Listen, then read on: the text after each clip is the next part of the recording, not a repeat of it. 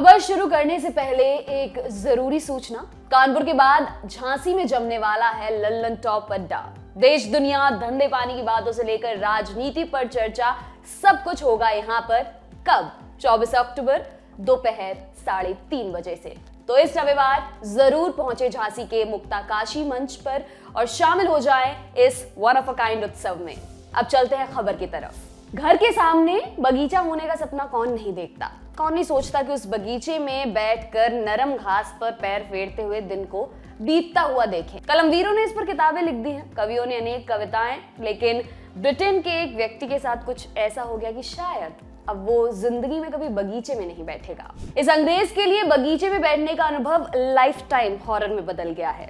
British online newspaper the independent की एक report के मुताबिक ब्रिटेन के विंडसर कैसल में रहने वाले कैरन डेविस के बगीचे में कुछ समय पहले मानव मल गिरा, वो भी ढेर सारा। और कहां से? आसमान से। उनके बगीचे के ऊपर से विमान गुजर रहा था जो डेविस के बगीचे में मानव मल गिराता हुआ चला गया।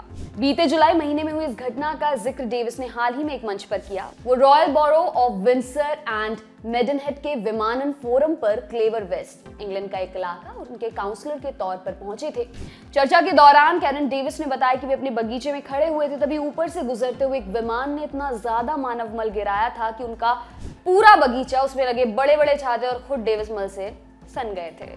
इवेंट में शिरकत करने वाले दूसरे काउंसलरों ने इस घटना को वेरी रेयर बताया। कहा कि विमान से गिरने वाले मानव मल को जमा दिया जाता है। आमतौर पर लैंडिंग से ठीक पहले विमान ये जमा हुए मल त्यागते हैं। चर्चा में शामिल करने काउंसलर ने बताया कि डेविस पर मल गिराने वाला विमान भी एक नजदीकी एयरपोर्ट पर पहुंचने वाला था, लेकिन उन पर और उनके गार्ड पर गिरा मल ठोस नहीं था।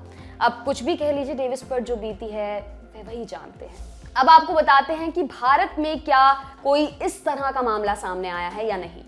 अक्टूबर 2016 में नागरिक उड्डयन महानिदेशालय और नेशनल ग्रीन ट्रिब्यूनल के बीच इसी बात को लेकर ठनी थी। तब दिल्ली में एक ऐसे ही वाकये के बाद शिकायत दर्ज हुई थी।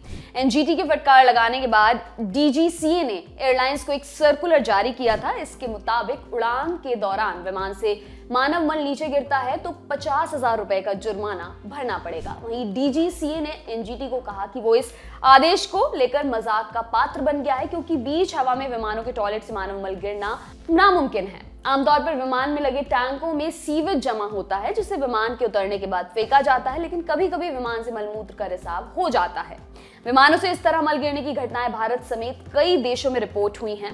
इंडिया टुडे ने इस मामले में अपनी एक रिपोर्ट में कुछ उड्डयन विशेषज्ञों से बात की थी। इनमें उड्डयन तकनीकी विशेषज्ञ मार्क डी मार्टिन भी शामिल थे। उन्होंने बताया, आधुनिक विमानों में ऑन रोड कचरे को केमिकल की मदद से स्टोर किया जाता है। इसे हाइड्रोलॉजिक, न्यूमेटिक और एयर कंडीशनिंग लाइनों से दूर रखा जाता है। आधुनिक विमानों में ऐसा कोई सिस्टम नहीं है जिसके जरिए मानव मल को बीच हवा में गिराया जा सके। ऐसा तभी संभव है जब विमान जमीन पर खड़ा हो और लेवेटरी ट्रक उसके साथ जोड़ा जाए। मार्टिन ने बताया था कि 1970 के दशक में विमानों में सीवर वेस्ट लाइन पर्याप्त तौर पर सील नहीं होती थी। इसकी वजह से कभी कभी कचरा लीक होने की आशंका रहती थी, लेकिन अब आधुनिक विमानों में ऐसा कोई मसला नहीं होता है। आपको सिस्टम भी बता देते हैं। आधुनिक विमानों में मल को टैंकों में रखा जाता है और विमान उतरने के बाद लेवेटरी ट्रक के माध्यम से फेंक दिया जाता है। विमानों का वैक्यूम टॉयलेट सिस्टम जीन्स कैंपर ने 1974 में डिजाइन किया था। सबसे पहले परीक्षण के लिए उसे 1982 में एक बोइंग फ्लाइट में फिट किया गया था। पहले सिस्टम अलग था। मल को कीटाणुनाशक द्रव, पानी और अन्य केमिकलों से ट्रीट किया जाता था, इसलिए सख्त होकर ब्लू आइस या नीली बर्फ में तब्दील हो जाता था। जैसे ही हवा भारी होती तो ये ब्लू आइस रूपी कचरा जमीन पर गिर जाता था। सामान्य तौर पर ऐसा विमान के नीचे उतरने पर होता था। तो कभी कोई पुराना व्यक्ति अपनी छत पर गिरी नीली बर्फ को रोमांटिसाइज करे तो उसे बताएं कि असल में वो था क्या। वैसे ना ही बताया तो ज्यादा अच्छा रहेगा। आपके लिए खबर लिखी हमारे साथी सोमशेखर ने। मेरा नाम है दिव्यांशी। देखते रहिए दी लल्लन टॉप। शुक्रिया।